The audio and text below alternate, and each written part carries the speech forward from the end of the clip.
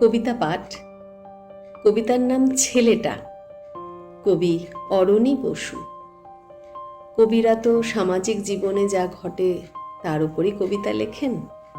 এটাও পড়ে মনে হলো একদম আমাদের রোজকার জীবনের সঙ্গে ওতপ্রোতভাবে জড়িত।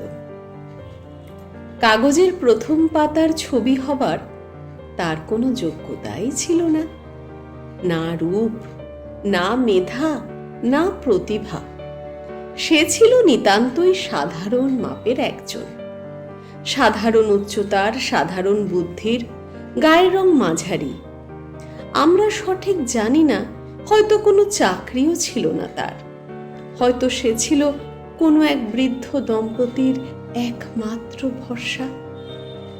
তবু সেই একদিন খবরের কাগজে কাগজে প্রথম পাতার খবর হয়ে, ছবি হয়ে পৌঁছে গেল আমাদের বাড়ি বাড়ি।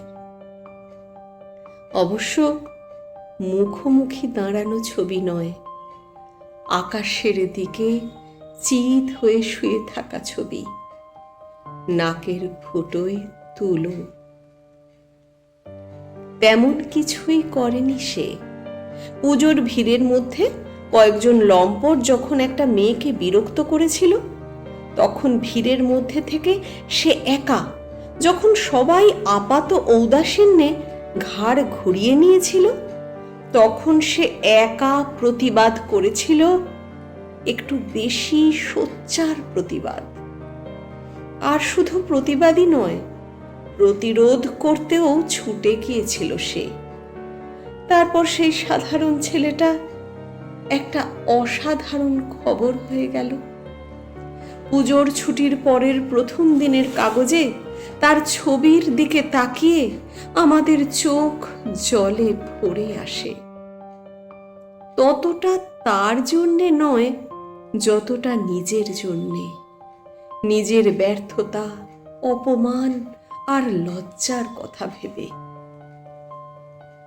বেলা বাড়লে সকাল 9টার সাইরেন যখন খোঁয়ার থেকে তাড়িয়ে বার করে আমাদের, যখন আমরা ছুটতে থাকি, ওকে টপকে ছুটতে থাকি, আর মাঝে মাঝে নিজের রক্ত নিজেই চেটে খাই, যখন মিনিবাস বাসের ঘাড়ের ওপর দিয়ে, বাস ট্রামের ঘাড়ের ওপর দিয়ে তেড়ে যায়, তখন হঠাৎ সেই ছেলেটার কথা মনে পড়লে আমরা একটু থমকে যাই।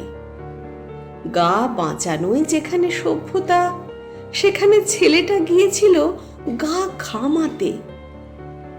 আমরা ঠিক বুঝতে পারি না একটা সাধারণ খাঁচায় কি করে ঢুকে পড়েছিল ওই রকম একটা অসাধারণ সাহস। কিংবা ছেলেটা আসলে হয়তো ছিল আস্ত একটা গাড়ল।